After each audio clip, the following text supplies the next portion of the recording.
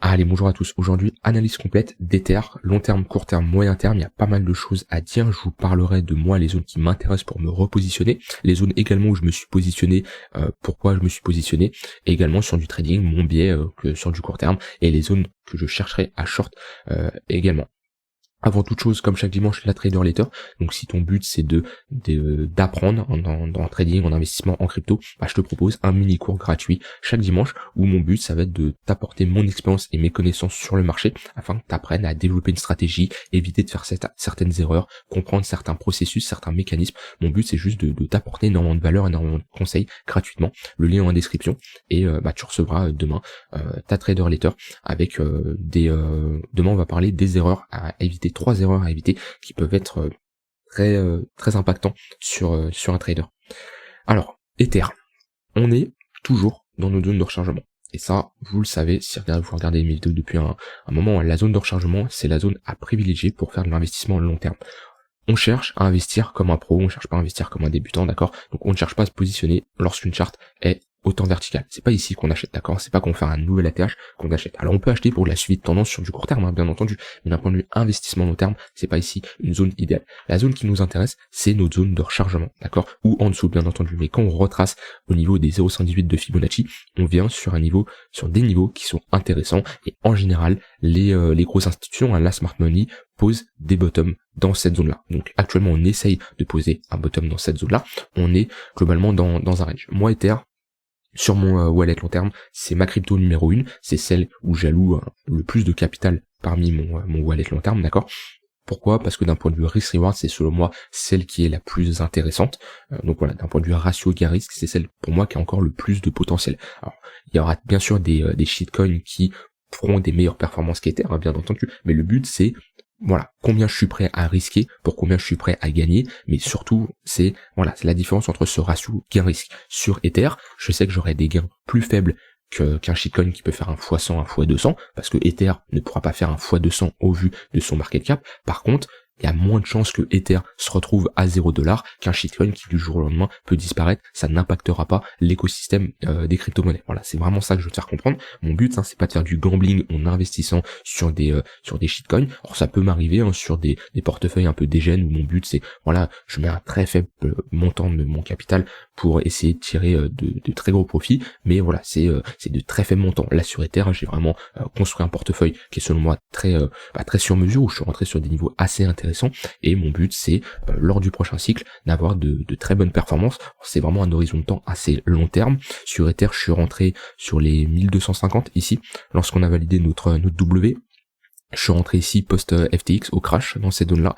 Je me suis repositionné ici et également ici. Donc voilà, mon but c'est pas d'acheter le bottom, comme je dis, on n'a jamais le bottom parfait, mais mon but c'est de me positionner sur des endroits clés où je vois que on a des acheteurs qui maintiennent des niveaux de prix. Ici, si je me mets en 3 jours, on voit, on fait un W, ça nous montre qu'ici on a la demande qui est supérieure à l'offre, on retrace, on revient chercher cette zone là, on restructure ici, on casse un range, donc la demande est supérieure à l'offre, on retrace ici, on refait un W, donc globalement ma zone des 1250, 1300$, c'est une très bonne zone qui est souvent défendue.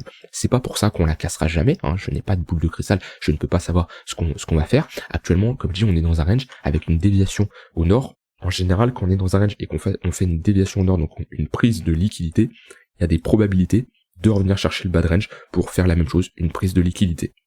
Alors, c'est pas parce que c'est quelque chose qu'on a fait ici qu'on va refaire ça au sud. Dans tous les cas, vous devez être prêt à toutes les éventualités. Moi, c'est comme ça que je fonctionne. Je ne suis jamais 100% cash, 100% crypto. Là, je suis bien exposé au marché, parce que pour moi on est sur des zones de bottom sur le BTC Ether, je parle vraiment en long terme. Là en daily, oui, on est en train de structurer quelque chose de baissier, mais sur du long terme weekly, pour moi, sur le BTC, on a posé un bottom potentiellement définitif, mais je garde quand même une partie de cash de côté, au cas où j'ai tort tout simplement et on va faire un plus bas. Et je saurais ici me réexposer également au marché. Le but c'est de bien gérer sa balance cash crypto pour pas être 100% en USDT ou 100% en crypto. Parce que ça peut quelque chose qui peut vous piéger. Si ici je serais 100% crypto, j'ai plus de cash à injecter dans le marché et qu'on va chercher par exemple les 600$, et moi je pourrais pas bénéficier ici de superbes prix pour rentrer sur Ether. Donc toujours bien gérer cette balance cash crypto. Donc moi personnellement, comme je dis, je suis rentré ici ici par là et par là, ok, sur Ether. Je suis bien exposé sur Ether, je suis pas surexposé mais je suis bien exposé. Est-ce que j'en accumulerai? Ça va dépendre sur quel prix on retourne, mais voilà, déjà comme je dis, hein, c'était ma crypto numéro 1 dans mon wallet long terme. Donc à voir ce que le marché me propose comme prix, là c'est vraiment ce qu'il faut. Il y a quelque chose aussi de très important à différencier, c'est le prix et la valeur. On peut avoir un actif, donc là Ether, qui a un prix à 1800$, mais la valeur est croissante. On peut avoir ici sa valeur qui fait ça, d'accord. Et au final, on est sous-évalué. Pour moi actuellement, le marché des crypto-monnaies, le marché, alors ça va dépendre de quelle crypto-monnaie, hein, mais Ether, BTC, à l'heure actuelle, selon moi, ils sont sous-évalués. Il y a la valeur et il y a le prix. C'est deux choses totalement différentes. Ici, on peut être dans une phase on est surévalué, d'accord. Donc l'euphorie des marchés, etc. Ça a poussé les prix beaucoup trop haut, mais le but c'est toujours de consolider autour de notre valeur, d'accord. Il va y avoir des périodes où on va être surévalué, sous-évalué, et le but c'est d'investir dans un actif quand on est dans une phase où on est tout simplement sous-évalué. Et là, selon moi, sur Ether, on est sous-évalué. Alors on peut aller clairement plus bas, hein, là-dessus, il n'y a pas de souci. Mais au vu comment le marché des crypto-monnaies se développe, pour moi, on a connu un bear market sur le prix, on n'a pas connu un bear market spécialement sur l'écosystème. C'est-à-dire que le nombre de développeurs continue à augmenter, l'écosystème continue à croître et également, voilà, c'est pour moi tout un écosystème qui, certes, d'un point de vue prix, a pris cher, mais il continue à augmenter. Et pour moi, pendant cette phase de bear market où le prix a chuté, la valeur a continué à augmenter. Et c'est ça qu'on veut. On veut s'intéresser sur des actifs qui sont sous-évalués. Donc, comme je dis, sur Ether, on est dans notre range. Actuellement, les zones qui nous intéressent, donc on a toujours nos extrémités de range, qui sont globalement les zones à surveiller. Donc soit on met un range ici, soit on met un range ici. Bon, maintenant, vu qu'on a fait un nouveau sommet, globalement, on est entre ces deux bornes-là. Les zones, moi, personnellement, que je surveillerais sur Ether si je chercherais à me positionner. On a toujours cette zone-là. Si on revient proposer un Ether au niveau des 1200-1300$, c'est une très bonne zone. Et on a ici un niveau majeur qu'il faudrait éviter de casser également. C'est ce précédent range qu'on a cassé à la hausse. Voilà, on voit qu'on a ici un très gros support et on est en train de consolider au-dessus. C'est un niveau qui doit éviter d'être réintégré parce que si on réintègre ce précédent range, c'est pour potentiellement revenir prendre la liquidité qui est ici. Ici, on voit qu'on a fait un rebond en V-bottom, d'accord. Souvent, les V-bottom sont amenés à être retestés pour transformer ça en un W potentiel. Ici, on a un retour en V-bottom. On fait un W, d'accord. Donc ici, on peut avoir la même chose, V-bottom, pour transformer ça en W. Je n'ai pas de boule de cristal, d'accord, mais voilà, cette zone-là, on est sur support. C'est une zone qui nous intéresse pour potentiellement se positionner, à voir, comme je dis, le marché, on détermine nos zones d'intervention, c'est les zones où on veut s'intéresser au marché, que ce soit en long ou en short, et après on attend une réaction du marché. C'est-à-dire que j'ai cette zone qui m'intéresse, mais si le marché fait ça, d'accord, bah je suis en perte clairement. Donc je vais attendre pour me montrer qu'on est dans une zone où les acheteurs sont présents. Donc, en structurant ici potentiellement un W qui inverserait notre dynamique baissière qu'on est en train d'instaurer sur Ether, etc., etc. Mais on est quand même on est sur support actuellement. Maintenant, comme je dis, le marché en daily, que ça soit sur le BTC ou Ether, est pas encourageant. Et moi, principalement, ma façon de trader, ma façon de visionner le marché, j'utilise des moyennes mobiles. D'accord? C'est pour moi quelque chose de très pertinent, surtout sur du moyen terme, les moyennes mobiles 1 heure et 4 heures. Donc mes tunnels Vegas ici, 1 heure et 4 heures, le tunnel orange et le tunnel rouge Bordeaux, c'est ce que je surveille pour déterminer ma tendance moyen terme. Quand on a un cross du tunnel 1 heure quand on a un cross du tunnel 1 heure par-dessus, par en dessous le tunnel 4 heures, comme on a ici, en général, c'est pas encourageant pour le marché. Alors, on le voit ici, on repasse dans une tendance haussière, on a bien un tunnel 1 heure qui crosse le tunnel des 4 heures à la hausse et qui vient faire office de support. D'accord? On casse le 1 heure, on revient chercher le 4 heures. Ok, là, voilà, on a ici une reprise en V bottom, donc on recasse notre tunnel 1 heure, mais globalement, quand on a un tunnel 1 heure qui évolue à la hausse au-dessus du 4 heures, on est en tendance haussière. Quand les moyennes mobiles sont plates ici, on est dans un range, et quand ils sont orientés à la baisse, on est en tendance baissière. Moi, je trade surtout la tendance, donc quand mes moyennes mobiles sont plates comme ça, je ne fais rien, j'attends que le marché me donne une résolution, que ça soit à la hausse ou à la baisse, et ensuite, si j'ai une résolution à la baisse, je chercherai à shorter le marché à chaque fois qu'on revient dans mon tunnel 1 heure, voire mon tunnel 4 heures, et si bien sûr, on a comme ici, voilà, quand on avait des cassures, ici, j'avais des potentiels shorts qui pouvaient rentrer, à partir du moment où cross d'un coup comme ça le tunnel 1 heure et 4 heures, avec un momentum extrêmement fort, et qu'on a un cross, et ben je change mon biais, d'accord, j'étais bearish, je repasse bullish, bien entendu. Donc ici, si on fait ça, ok, et on a un tunnel qui crosse le 4 heures, m'a changé de biais. À l'heure actuelle, je suis bear et je chercherai à short le marché, à moins que le marché me prouve le contraire et qui me fait par exemple soit un W, qui montre que on est dans une zone où pareil, les moyennes mobiles vont être plates globalement. Donc là à nouveau, je chercherai à rien faire jusqu'à avoir une résolution à la hausse ou à la baisse, ou alors hop, un retour comme ça à la hausse et qu'on a un cross. Mais globalement, ces moyennes mobiles 1 heure 4 heures, c'est ce qui permet de, selon moi, d'avoir de très bonnes entrées. Il n'y a pas d'indicateur miracle, il n'y a pas d'outil miracle, ça dépend de comment vous les utilisez. Mais voilà, un exemple. Ici, hop, on pose une moyenne mobile assez plate, ok, 4 heures qui est voilà globalement plat, un peu orienté à la baisse, mais ça commence à s'aplatir. Bon, il y a quand même des opportunités de short dans les tunnels. Hop, on a ici notre tunnel 1 heure qui crosse le 4 heures, tendance haussière, d'accord. On voit, on fait des magnifiques replis dans notre tunnel 1 heure, on revient chercher le 4 heures. Là, ok, on a un cross, je chercherai à short le marché. Et on voit, hop, on fait de magnifiques pullbacks. Et à quel moment on repasse dans une dynamique haussière? Quand on crosse notre tunnel 1 heure et 4 heures, le tunnel 1 heure et 4 heures se crosse, d'accord. Et là, le 1 heure qui fait office de support, ok.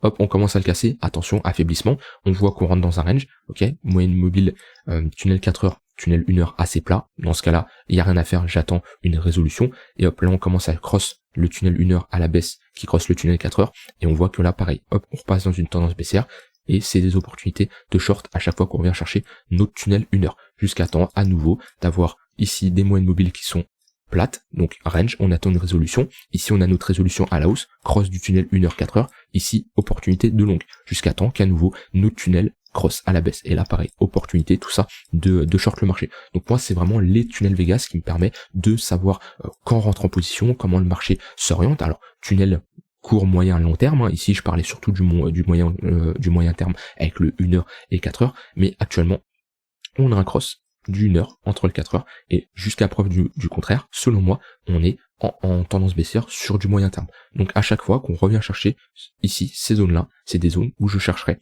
à short le marché jusqu'à qu'on ait soit des moyennes mobiles plates où là je ne ferai plus rien, soit au contraire un cross à la hausse et un cross de mes moyennes mobiles où je changerai de biais. Ça c'est très important de savoir accepter, changer de biais. On cherche pas à prédire où va le marché, on regarde le marché, on regarde ce qu'il nous donne et on agit en conséquence. Donc là, selon moi, sur du moyen terme, on n'a pas cassé ce niveau-là, d'accord.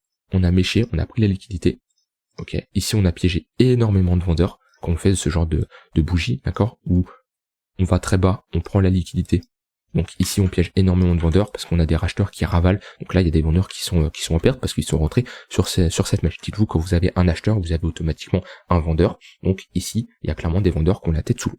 Donc ça c'est le genre de bougie qui est bullish en court terme, parce que là on n'est pas sur une grosse structure, mais on est quand même sur une pattern assez encourageante. On n'a pas cassé ce niveau-là, mais selon moi on est quand même dans une dynamique baissière. La charte sur le BTC est un peu plus moche que Ether. Hop, si je me mets en daily, la charte quand même sur le BTC est beaucoup plus moche. Le fait d'avoir fait ce sommet creux plus bas ici, on a bien clôturé, c'est pas encourageant. Même si en BTC on a une prise de liquidité plus piégé énormément de vendeurs, ok, pour moi la charte n'est pas spécialement encourageante. Et à quel moment, comme je dis, je changerai de biais si on a une cassure de mes tunnels 1 heure 4 heures à la hausse, voire sur BTC, ça serait bien de revenir regagner ce niveau-là. Actuellement, je chercherais du coup, comme je l'ai dit, à short le marché. Alors les niveaux qui m'intéresseraient à l'heure actuelle, donc ça peut évoluer bien sûr, comment évolue le marché. Ouais, bon, il n'y a pas de niveau super intéressant. En général, j'aime bien avoir des confluences de niveaux. Vous voyez, comme le BTC. Ici, j'ai une bonne zone sur le BTC qui est intéressante. J'ai cette zone-là où j'ai une confluence entre mon tunnel 1 heure, mon point pivot weekly, et j'ai un ancien poke daily qui n'a jamais été retesté. Donc j'ai ce poke là qui j'ai une bonne confluence là entre des zones. Alors c'est pas parce que j'ai une confluence que si on y va, je short les yeux fermés. Comme je dis, j'aime bien avoir une confirmation du marché qui montre que cette zone est défendue par les vendeurs. Ici sur Ether, j'ai pas spécialement une zone intéressante à l'heure actuelle. J'aime bien avoir, comme je dis, des confluences. Donc ouais, ici j'ai un poke monthly. Je vais aller voir juste ça, j'ai un poke daily, j'ai même pas de poke daily à retester dans mon tunnel 1 heure. Ouais, j'ai pas ici voilà, pour moi la charte sur le BTC est plus encourageante à short. Éventuellement, si on a un tunnel 4 heures qui vient à la baisse, ok, qu'on retourne chercher notre précédent poke, si je suis sur un poke weekly, d'accord, donc dites-vous, on est en dessous du poke weekly, c'est-à-dire que dans cette semaine, c'est le Poco Weekly, hein, c'est tout simplement nos volumes qui ont été changés durant la semaine. On est en dessous, donc il y a des acheteurs ici qui sont piégés, d'accord. Donc tous les acheteurs qui ont long ce range, là on voit qu'il y a énormément de volume dans ce range là. On a cassé à la baisse, ils sont piégés. Donc si on y retourne, ça peut être une zone qui peut faire office de résistance. Pourquoi? Parce que des acheteurs qui sont piégés, qu'on retourne chercher leur prix d'entrée, ils vont chercher à clôturer leur position et une clôture de position longue, c'est une vente au marché. Donc ça peut faire clairement office de résistance.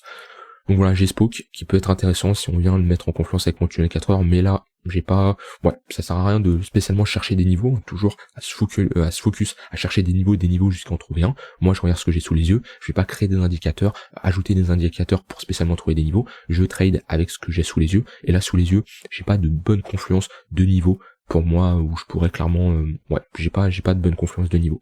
Et sur du plus court terme, alors je fais toujours de l'analyse multi-time frame, ça veut dire que je regarde globalement ma tendance primaire comment elle est, là en 4 heures et en 4 heures on est clairement baissier, donc si en 4 heures on est baissier, sur du 15 minutes par exemple, je chercherai à short le marché. À l'heure actuelle, sur du 15 minutes, on est haussier. Voilà, on vient ici de structurer quelque chose de bullish, ok. Moi comme je dis, j'aime bien avoir des confluences même sur mes unités de temps, c'est-à-dire un 4 heures qui est bearish, ok, un 1 heure qui est bearish, et un 15 minutes qui est bearish. Et là, je pourrais clairement chercher à short le marché en 15 minutes. Si mon 15 minutes est bullish, je ne vais pas chercher à long le marché parce que, ok, les deux unités de temps, qui sont des unités de temps plus fortes que le 15 minutes, sont bearish, donc attention. Par contre, ce que je chercherais, c'est d'abord, voilà, mes trois, en général, je fais de l'analyse multi-time frame sur 2, voire 3 unités de temps, et j'aime bien que ces 2-3 unités de temps soient orientées dans le même sens. Donc là, on voit que en 4 heures, c'est clairement visible, hein. Je vais juste enlever tout ça, ce sera plus simple à voir. En 4 heures, c'est clairement bearish, creux sommet de plus en plus bas. En 1 heure, là, ok, on est haussier. En 1 heure, on est haussier. Voilà, on le voit, on refait des creux de sommet de plus en plus haut, on casse un creux précédent. Donc j'attendrai, si on a par exemple la validation de ce niveau-là, ok, où là on renverserait notre dynamique baissière en 1 heure, vu qu'on ferait sommet creux, sommet plus bas que le précédent, creux plus bas que le précédent, et en 15 minutes également, là éventuellement si j'ai une cassure de ce niveau-là, je chercherai à short. Si par exemple, voilà, on casse ce niveau-là, on vient faire un pullback dans mon tunnel 15 minutes, là je cherche à short le marché. Donc pour le moment, sur Ether, sur du court terme, et comme je dis, ça peut évoluer rapidement, parce qu'on est sur du court terme, il n'y a pas grand chose à faire. Le 4 heures est bearish, le 1 heure est bullish, le 15 minutes est bullish, donc soit on repasse bearish sur mon 15 minutes et mon 1 heure, où je cherche à short, soit je ne ferai rien du tout. Voilà, j'ai globalement dit tout ce que j'avais envie de dire sur Ether. J'ai pas grand chose à ajouter, je pense que c'est une vidéo très complète, je vous ai partagé mon point de vue global sur Ether. Donc, comme je dis, hein, si je récapitule, hein, d'un point de vue investissement, on est toujours dans une bonne zone. Moi je fais pas de DCA, d'accord, je fais pas du DCA, alors il y en a qui vont faire, c'est subjectif, hein, c'est le DCA, moi je vous ai toujours dit, je suis pas fan de cette méthode d'entrée. Si elle vous correspond et vous aimez rentrer comme ça, et vous avez surtout ça, une preuve, hein, que ça marche, hein, c'est-à-dire vous avez déjà testé, que ça, voilà, vous avez des résultats, ok, attention, sur les réseaux sociaux, on voit le DCA comme quelque chose de miracle. Attention, hein, je vous le dis, hein, moyenner un prix à la baisse, c'est pas la meilleure chose à faire. C'est-à-dire que, selon moi, il vaut mieux faire du DCA dans une tendance haussière que du DCA dans une tendance baissière. Parce que faire du DCA dans une tendance baissière, c'est moyenner son entrée à la baisse. D'accord? C'est, selon moi, pas la meilleure chose à faire. Après, chacun sa stratégie. Donc moi, personnellement, je chercherais à me positionner sur des gros niveaux de support. On est ici, comme j'ai dit, les $1,300. On a les $1,700. Et voilà, on a globalement ces deux zones qui peuvent être intéressantes. Et comme je dis, on est toujours dans notre zone de rechargement de long terme. Donc si vous pensez que ETH fera un nouvel ATH, d'ailleurs, si ETH fait un nouvel ATH, les zones à surveiller. Moi, j'aime bien jouer avec mes extensions de Fibonacci. Hop. Ok, mes extensions de Fibonacci. Donc déjà, j'ai ma zone ici, l'extension de ce mouvement-là, qui me donne un ETH entre les 7300 et les 8800. Alors, c'est pas une zone qui est activée pour le moment, elle sera activée à partir du moment où on aura une clôture au-dessus de ce niveau-là. Et là, on validerait la cassure d'un gros niveau, et voilà, on aura des extensions de Fibonacci qui pourront s'activer. On aura globalement cette zone-là qui est très pertinente. Après, sinon, je peux faire également un prolongement de Fibonacci selon la tendance, creux le plus bas qu'on va prendre ici, l'ATH, ce creux-là, s'il est définitif, sinon il faudra l'adapter si on refait un nouveau creux. Et ici, j'ai mes 1,118 qui sont au niveau des $8,600, 218, $13,000. Bon, après, il faut prendre des targets réalistes, hein. On peut bien sûr monter comme ça à 518, etc. Mais voilà, la zone des $8-9 000, c'est une bonne target selon moi sur ETH. Bon, on n'y est pas encore et on en reparlera bien sûr si d'ici là si on fait un nouvel ATH, mais voilà, c'est des zones qui sont clairement à surveiller parce que quand on est sur, on appelle ça un price discovery, donc tout simplement quand on est sur une découverte de prix, donc soit on fait un ATH, soit un ATL, donc un all-time low. Ici en ATH, on n'a pas de zone de résistance. Pour moi, ce qui est pertinent, c'est soit des extensions de Fibonacci, soit de regarder avec des crosses de moyenne mobile qu'on a un essoufflement, c'est-à-dire comme je l'ai dit, les moyennes mobiles moyen terme commencent à cross, qu'on a tout simplement un essoufflement comme on peut avoir ici. Après là on a une chute brutale quand même sur Ether, donc c'est difficile de se positionner, mais par exemple si je prends si je fais sur BTC, hop, je mets mes tunnels, tac, hop, un exemple. Voilà, qu'on commence à cross, ok, tunnel 1 heure, tunnel 4 heures, c'est pas encourageant pour la suite. Ça peut être ici, voilà, ici, hein, à notre top, on cross à 60 000 $. Alors il y en a, ils vont se dire, ah ouais, non, c'est trop tard, on était à 70 000 $, je veux pas prendre mes profits ici. Pourtant, vaut mieux les prendre là que qu'on est à 20 000 $. Donc là, voilà, quand les moyennes mobiles cross à moyen terme, c'est pas bon. Également ici, voilà, on a une cross, notre 1 heure, toute la phase de bull market qui est au-dessus du 4 heures, au-dessus, cross, bah là, c'est un signal où on a un affaiblissement, vu qu'on casse des niveaux. Donc voilà, ça peut être également un signal, hein. Après, toujours vous adaptez en fonction de ce que vous donne le marché, hein, mais ça peut être un signal qui peut vous dire, ok, je me barre du marché, vu que j'ai des signaux qui me disent que le marché va se retourner. Après, quand je me dis je me barre, c'est pas je vends tout d'un coup. On peut vendre par palier, voilà, parce que comme je dis, hein, si le marché vous fait un piège et repart à la hausse, et ben vous êtes 100% cash et vous profitez pas de la hausse du marché. Voilà, vidéo assez complète sur Ether. N'hésitez pas à me dire ce que vous en pensez, vous, quel est votre avis sur Ether d'un point de vue long terme. Est-ce que pour vous c'est une bonne crypto? Il y en a qui parlent d'ETH killer. Pour moi, ETH il a plus rien à montrer, c'est lui le boss. Maintenant ce qu'il faut c'est son adoption qui soit un peu plus ouvert au public, même si on l'a beaucoup plus eu en 2021. Mais voilà, je vous souhaite une très bonne fin de journée. Je vous rappelle, n'hésitez pas à vous inscrire à la Trader Letter pour avoir pas mal de conseils et de valeurs, et on se retrouve demain pour une prochaine vidéo. Bye bye.